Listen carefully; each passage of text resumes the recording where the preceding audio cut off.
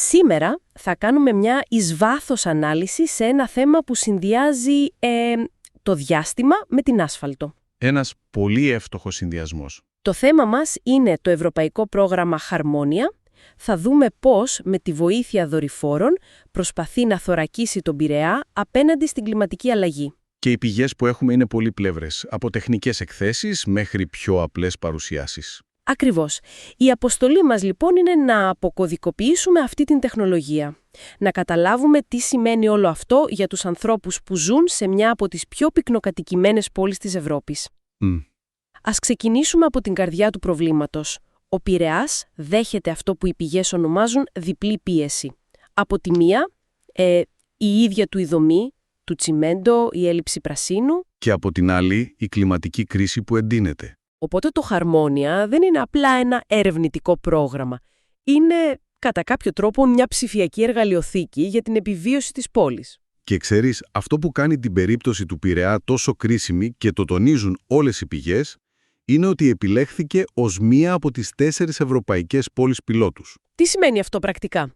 Σημαίνει ότι οι λύσεις που δοκιμάζονται τώρα εκεί, στα στρενά του Πειραιά, αύριο μπορεί να τις δούμε στο Ρότερνταμ, στη Μασσαλία. Γίνεται δηλαδή ένα ζωντανό εργαστήριο. Ακριβώς. Ένα ζωντανό εργαστήριο για το μέλλον όλων των ευρωπαϊκών πόλεων λιμανιών. Ένα ζωντανό εργαστήριο λοιπόν. Ας δούμε λίγο τα συστατικά αυτού του πειράματος. Γιατί ο Πειραιάς? Οι πηγές είναι, θα έλεγα, αμήλικτες στους αριθμούς. Ναι, μιλάμε για το μεγαλύτερο βιομηχανικό κέντρο της χώρας, πάνω από 163.000 κάτοικοι. Στριμωγμένοι σε λιγότερο από 11 τετραγωνικά χιλιόμετρα. Αυτό από μόνο του δημιουργεί μια ασφικτική κατάσταση. Και εδώ έρχεται αυτός ο όρος που χρησιμοποίησες πριν. Η διπλή πίεση. Ακριβώς. Είναι ένας όρος που τα λέει όλα. Είναι σαν η πόλη να δέχεται επίθεση από 2 μέτωπα ταυτόχρονα. Το πρώτο μέτωπο είναι η κλιματική πίεση. Δεν μιλάμε απλά για πιο ζεστά καλοκαίρια, έτσι? Όχι καθόλου. Μιλάμε για αύξηση των ημερών καύσωνα και, κυρίως, για τις λεγόμενες τροπικές νύχτες. Α, ναι, εκείνες που η θερμοκρασία αρνείται να πέσει κάτω από τους 20 βαθμούς Κελσίου. Ακριβώς. Και αυτό στερεί από τον οργανισμό την ευκαιρία να ανακάμψει. Ταυτόχρονα, έχουμε και το παράδοξο. Πιο σπάνιες βροχοπτώσεις, αλλά πολύ πιο βίαιλες. Που οδηγούν σε υφνίδιες πλημμύρες, λογικά, σε μια πόλη που είναι όλο τσιμέντο. Που δεν έχει πού να απορροφήσει το νερό. Και το δεύτερο μέτωπο, υποθέτω, είναι η ίδια η πόλη. Η δομή της. Ακριβώς. Είναι η αστική πίεση. Η άσφαλτος και το τσιμέντο λειτουργούν σαν τεράστιοι συσσωρευτές θερμότητας. Απορροφούν την ακτινοβολία όλη μέρα. Και την απελευθερώνουν το βράδυ. Ναι, αργά τη νύχτα. Αυτό δημιουργεί το φαινόμενο της αστικής θερμονησίδας. Το κέντρο της πόλης είναι σημαντικά θερμότερο από την περιφέρειά του. Πρόσθεσε και τη ρύπανση από το λιμάνι, την κίνηση. Και έχεις μια συνταγή για ένα εξαιρετικά ανθυγιεινό περιβάλλον.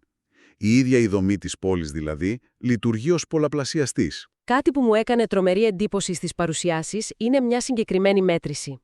Λέει ότι οι γειτονιές χωρίς καθόλου πράσινο μπορεί να έχουν διαφορά θερμοκρασίας 3 έως 5 βαθμών Κελσίου από τις παραθαλάσσιες. Μια διαφορά 3 με 5 βαθμών είναι τεράστια. Είναι τεράστια. Σημαίνει ότι το να μένεις στη μία πλευρά ενός δρόμου αντί για την άλλη μπορεί να είναι η διαφορά μεταξύ του να κοιμάσαι το βράδυ και του να υποφέρεις. Απολύτως. Και οι τεχνικές εκθέσεις το ποσοτικοποιούν αυτό με, θα έλεγα, ανατριχιαστική ακρίβεια. Ο Πειραιάς καταγράφει τον υψηλότερο αριθμό τροπικών νυχτών, πάνω από 30 κάθε χρόνο τις τελευταίες 2 δεκαετίες. Πάνω από 30? Ναι. Και όσο για την ποιότητα του αέρα, τα δεδομένα για τα αιωρούμενα σωματίδια PM2.5 είναι αποκαλυπτικά. Παρότι υπάρχει μια τάση μείωσης, το 2021 η μέση συγκέντρωση ήταν 10 μικρογραμμάρια ανά κυβικό μέτρο. Που σημαίνει, βοήθησα μας να το καταλάβουμε αυτό, τι σημαίνει το 10? Σημαίνει ότι ήταν ακριβώς το διπλάσιο του ορίου ασφαλείας που θέτει ο Παγκόσμιος Οργανισμός Υγείας, το οποίο είναι 5. Στο διπλάσιο? Και για να γίνουμε πιο συγκεκριμένοι, τα PM2.5 δεν είναι απλή σκόνη. Είναι μικροσκοπικά, αόρατα σωματίδια που εισέρχονται βαθιά στους πνεύμονες και περνούν στην κυκλοφορία του αίματος. Γι' αυτό είναι και τόσο επικίνδυνα. Δηλαδή, για να το καταλάβουμε καλά, το 2021 οι κάτοικοι του Πειραιά ανέπνεαν αέρα που τον θεωρεί διπλάσια μολυσμένο από το ανώτατο ασφαλές όριο. Αυτό είναι σοκαριστικό. Είναι μια καθημερινή απειλή για την υγεία. Και μέσα σε όλα αυτά τα δεδομένα, οι πηγές εντοπίζουν και μια ενδιαφέρουσα ιστορική ανομαλία. Σωστά? Κάτι με το 2004. Ναι, και είναι ένα εξαιρετικό παράδειγμα για το πόσο ευαίσθητο είναι το αστικό οικοσύστημα. Το 2004 οι μετρήσεις δείχνουν μια απότομη, κατακόρυφη αύξηση της ρύπανσης. Και ξέρουμε γιατί. Η ανάλυση στις εκθέσεις την αποδίδει σχεδόν αποκλειστικά στην αυξημένη δραστηριότητα κυκλοφορίας, κατασκευές, τουρισμός, λόγω των θερινών Ολυμπιακών Αγώνων. Μάλιστα. Μας δείχνει ότι ένα μεγάλο γεγονός μπορεί να αφήσει ένα μετρήσιμο, αρνητικό αποτύπωμα στον αέρα που αναπνέουμε για μήνες. Αφού είδαμε λοιπόν το μέγεθος του προβλήματος, η επόμενη ερώτηση είναι αναπόφευκτη. Τι κάνουμε γι' αυτό? Και η απάντηση που δίνουν οι πηγές έρχεται κυριολεκτικά από το διάστημα. Ακούγεται σαν σενάριο επιστημονικής φαντασίας, αλλά η εφαρμογή του είναι πολύ γειωμένη. Είναι ακριβώς αυτό. Η ιδέα είναι να χρησιμοποιήσουμε την πιο προηγμένη τεχνολογία για να λύσουμε τα πιο απτά καθημερινά προβλήματα. Ας το σπάσουμε λοιπόν σε κομμάτια. Πώς γίνεται αυτό? Το πρώτο κομμάτι είναι η παρατήρηση της γης. Δορυφόροι του Ευρωπαϊκού Προγράμματος Κοπέρνικους λειτουργούν σαν αδιάκοπα μάτια στον ουρανό. Τσαρερώνει συνεχώς την πόλη. Ακριβώς. Και συλλέγουν δεδομένα για τα πάντα. Τη θερμοκρασία στην επιφάνεια κάθε κτηρίου, τις συγκεντρώσεις ρήπων, όπως τα PM2.5, ακόμα και μικρομετατοπίσεις του εδάφους με ακρίβεια χιλιοστού. Άρα, έχουμε έναν συνεχή καιρό δεδομένων από το διάστημα. Μια ασταμάτητη ροή πληροφορίας. Αλλά πώς αυτά τα δεδομένα για τη θερμοκρασία μιας ταράτσας συνδέονται με την απόφαση ενός δημάρχου? Εδώ μπαίνει το δεύτερο και ίσως το πιο σημαντικό κομμάτι. Η πλατφόρμα IRAP, Integrated Resilience Assessment Platform. Ακριβώς. Αυτός είναι ο εγκέφαλος όλου του συστήματος. Η δουλειά του είναι να συγκεντρώνει όλα αυτά τα διαφορετικά κομμάτια του παζλ σε ένα μέρος, παίρνει τα δορυφορικά δεδομένα, τα συνδυάζει με μετρήσεις από αισθητήρες στο έδαφος. Προσθέτει και δημογραφικά στοιχεία, διάβασα. Που ζουν οι ηλικιωμένοι, που υπάρχουν παιδιά. Ναι, ποια είναι η πυκνότητα του πληθυσμού.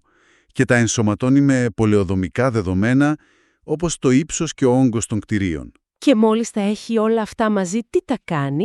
Τα χρησιμοποιεί για να υπολογίσει έναν δείκτη κινδύνου για κάθε οικοδομικό τετράγωνο της πόλης. Η λογική πίσω από τον υπολογισμό είναι απλή στη σύλληψη, αλλά πανίσχυρη στην εφαρμογή. Ο τύπος είναι: κίνδυνος είναι συνάρτηση τριών παραγόντων. Ποιον?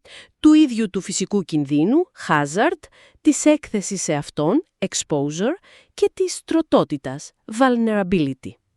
Κατάλαβα. Άρα το σύστημα δεν ψάχνει απλά το πιο ζεστό σημείο της πόλης. Όχι. Ψάχνει το σημείο όπου η ζέστη συναντά τους πιο ευάλωτους ανθρώπους. Ένα σχολείο δίπλα σε έναν δρόμο με πολλή κίνηση είναι μεγαλύτερος κίνδυνος από ένα άδειο εργοστάσιο, ακόμα και αν η θερμοκρασία είναι ίδια. Αυτή είναι όλη η ουσία. Το hazard είναι το πόσο ισχυρός είναι ο καύσωνας.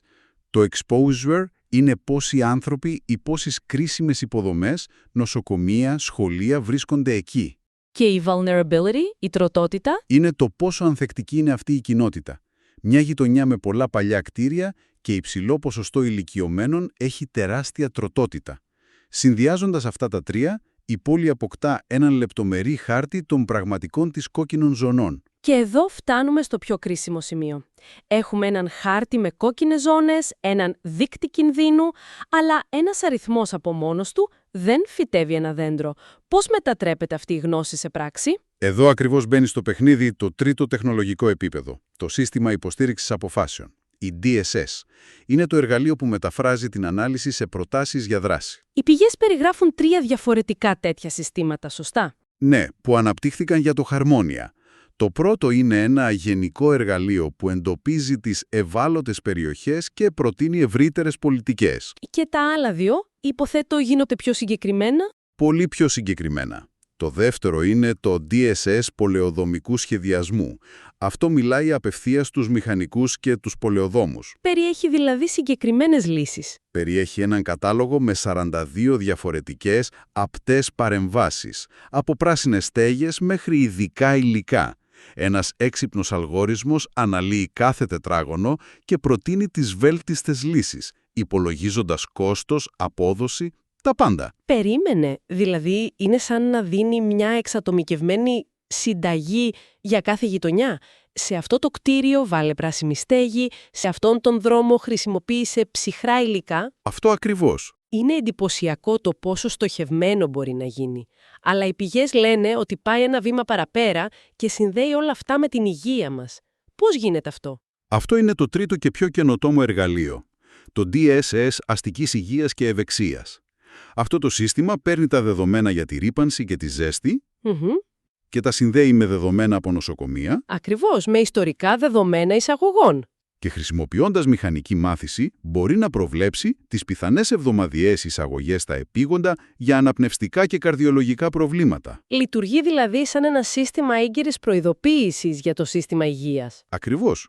Του επιτρέπει να προετοιμαστεί για περίοδους αυξημένης πίεσης. Αυτό που πραγματικά ξεχωρίζω από τις παρουσιάσεις πάντως είναι η λειτουργία ανάλυσης σεναρίων. Μοιάζει με βιντεοπαιχνίδι για πολεοδόμους, ένα είδος SimCity για την κλιματική αλλαγή. Είναι η καλύτερη αναλογία. Ακριβώς αυτό είναι, αλλά με πραγματικά δεδομένα και πραγματικές συνέπειες. Και αντί να πολεμάς εξωγήινους, πολεμάς καύσωνες. Οπότε ο Δήμος μπορεί να δοκιμάσει ψηφιακά μια πολιτική πριν επενδύσει έστω και €1. Δώσε μας ένα παράδειγμα. Μπορεί να θέσει το ερώτημα: τι θα συμβεί αν εγκαταστήσουμε πράσινες στέγες σε όλα τα δημόσια κτίρια της πέμπτης κοινότητας? Το σύστημα τρέχει την προσομοίωση και του δείχνει άμεσα την προβλεπόμενη μείωση της θερμοκρασίας. Ακριβώς. 100%. Αυτό ακούγεται πολύ λογικό, αλλά πόσο ρεαλιστικό είναι?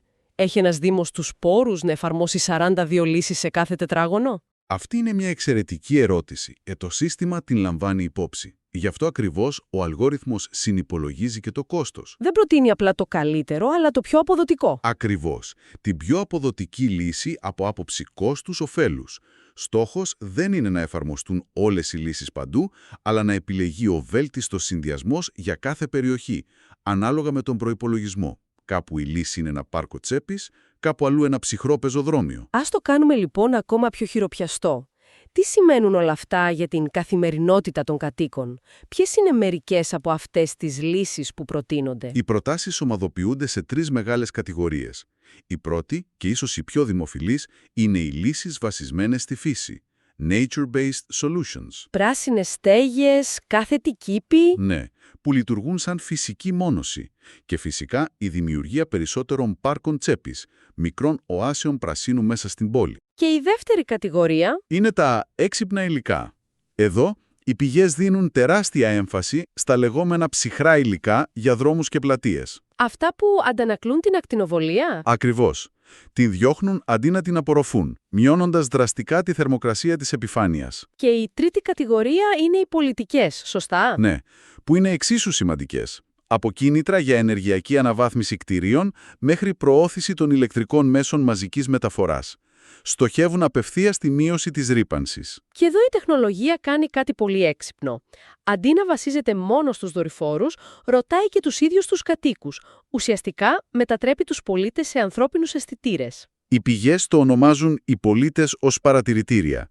Και δεν είναι απλά ένα ωραίο σύνθημα. Είναι κρίσιμο κομμάτι της μεθοδολογίας. Πώς ακριβώς? Οι απαντήσεις των πολιτών σε ερωτηματολόγια του τύπου «Πόσο έντονη αισθάνεστε τη ζέστη στη γειτονιά σας» δεν χρησιμοποιούνται απλώς για στατιστική. Χρησιμοποιούνται για την επικύρωση των δορυφορικών δεδομένων. Για να επιβεβαιώσουν ότι αυτό που μετράει ο δορυφόρος αντιστοιχεί στην πραγματική, βιωμένη εμπειρία των ανθρώπων. Ακριβώς. Με άλλα λόγια, συνδέουν την ψυχρή επιστημονική μέτρηση με την ανθρώπινη αίσθηση.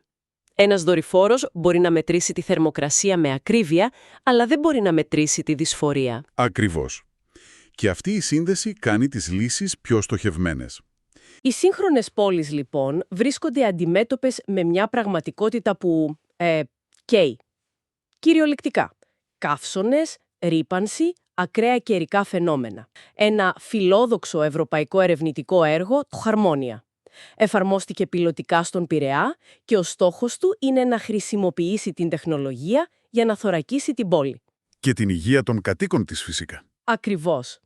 Οι πηγές μας για τη σημερινή ανάλυση είναι, ας πούμε, οι δύο όψη του ίδιου νομίσματος. Μάλιστα. Από τη μία έχουμε την επίσημη περιγραφή, το τι λέει η τεχνολογία.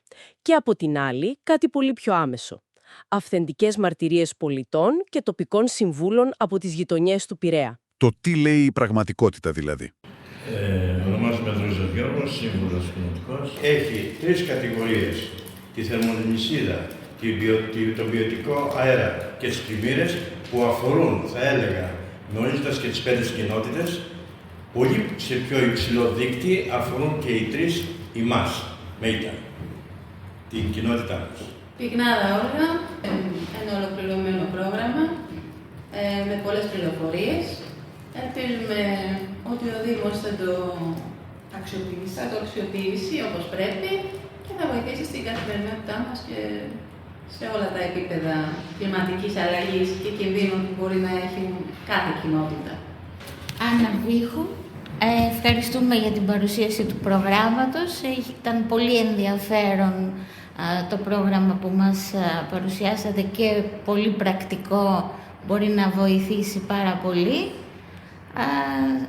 Ελπίζουμε να χρησιμοποιηθεί όσο το δυνατόν καλύτερα και περιμένουμε και άλλα προγράμματα να μας ενημερώσετε για ό,τι άλλο προκύψει. Στέλλα Παπαλάμπρου, είμαι γραμματέας στην Αλφα Δημοτική Κοινότητα. Αυτά που ακούσαμε ήταν πάρα πολύ καλά. Μακάρι να γίνουν πραγματικότητα, μακάρι να βρίσκουμε τα άσχημα που δημιουργούν οι καιρικές έντονες συνθήκες, η μεγάλη και πολύ πυκνή δόμηση της πόλης μας, να μπορούμε όλα αυτά να τα αξιολογούμε και ταυτόχρονα να βρίσκουμε τις λύσεις τους. Αλιφραγκή Νικολέτα, κοινοτική σύμβουλος της πρώτης κοινότητας. Πολύ ενδιαφέρον το πρόγραμμα. Όλα τα εργαλεία που προσφέρονται για την αποτύπωση των υπαρχουσών καταστάσεων είναι χρήσιμα, αρκεί να χρησιμοποιηθούν τα αποτελέσματα με το σωστό τρόπο, δηλαδή να γίνει μια ορθή διαχείριση. Μέχρι τότε το πρόγραμμα έχει ενδιαφέρον, μέχρι όμως την εφαρμογή του, δηλαδή τη συλλογή των στοιχείων και των λύσεων που προτείνονται, είμαστε επιφυλακτικοί. Το πρόγραμμα είναι πολύ ενδιαφέρον και φαντάζομαι ότι έχει πολύ μεγάλη χρησιμότητα. Το πρώτο διαμέρισμα είναι εξαιρετικά επιβαρημένο. Αναμένουμε και ελπίζουμε. Ευχαριστώ. Λαμπροπούλου Ανδριανή, είμαι κάτοικος στο πρώτο διαμέρισμα και κατοικώ συγκεκριμένα κοντά στο λιμάνι. Τα προβλήματα είναι πολύ μεγάλα. Πιστεύω ότι το εργαλείο που σήμερα μας παρουσίασαν εδώ οι κύριοι είναι αρκετά ενδιαφέρον και θα είναι πολύ χρήσιμο αν εφαρμοστεί όπως ακριβώς μας παρουσιάστηκε. Βάσο Δανατοπούλου, είμαι κάτοικος του Β' διαμερίσματος. Μου άρεσε πάρα πολύ αυτά που είπατε και εύχομαι να υλοποιηθούν. Αυτή την ευχή δίνω. Εσείς. Παναγιώτης Μαστονικόλας, είμαι ο πρόεδρος της Β' Δημοτικής Κοινότητας.